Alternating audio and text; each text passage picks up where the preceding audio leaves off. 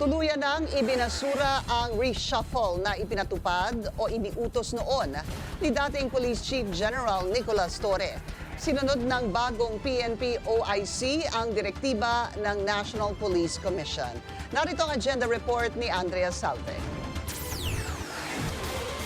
Ipinatupad na ni PNP Officer in Charge Lieutenant General Jose Melencio Nartates Jr. ang resolution ng National Police Commission na nagpasawalang bisa sa major reshuffle na ipinag-utos ni dating PNP Chief General Nicolas Torre III sa PNP Command Group. Una nang ibinalita ng Billionaire News Channel ang nasabing resolution na ayon kay Interior Secretary John Vic Rimulya, isa sa mga naging dahilan sa pagkakasibak ni Torre sa pwesto. Kasama rin sa utos na yon ang paglilipat kay Nartates mula sa pagiging Deputy Chief for Administration papunta sa West Mindanao para maging Area Commander.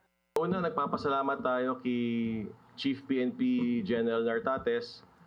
Thank you for implementing our National Police Commission resolution. Thank you for recognizing civilian authority over the uniformed service. Thank you for recognizing institutions. Muli ring maglalabas ng resolution ang NAPOLCOM para i-reaffirm ang acting capacity ni Nartates bilang PNP Acting Chief, ngayong nakay Torre pa ang 4 stars at floating pa ang status nito sa ahensya. Sa una niyang public appearance kahapon matapos masibak sa pwesto, sinabi ni Torre na magli-leave muna siya sa trabaho. Kung hindi retirement, ang susunod na assignment ni Torre ay nasa pagpapasya ni Nartates. That is for Chief PNP Nartates to decide and bring to the attention of the National Police Commission. Wala naman pong any suspension order for anyone.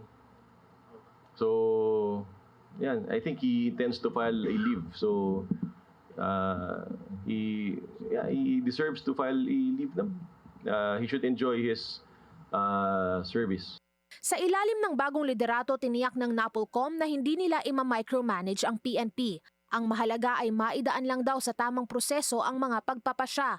Buo raw ang ibibigay nilang suporta sa bagong talagang pinuno ng pambansang pulisya. Una na rin sinabi ni Nartates na paplansyahin niya ang gusot sa tanggapan ng Chief PNP at NAPOLCOM. Para sa agenda, Andrea Salve, Billionaire News Channel.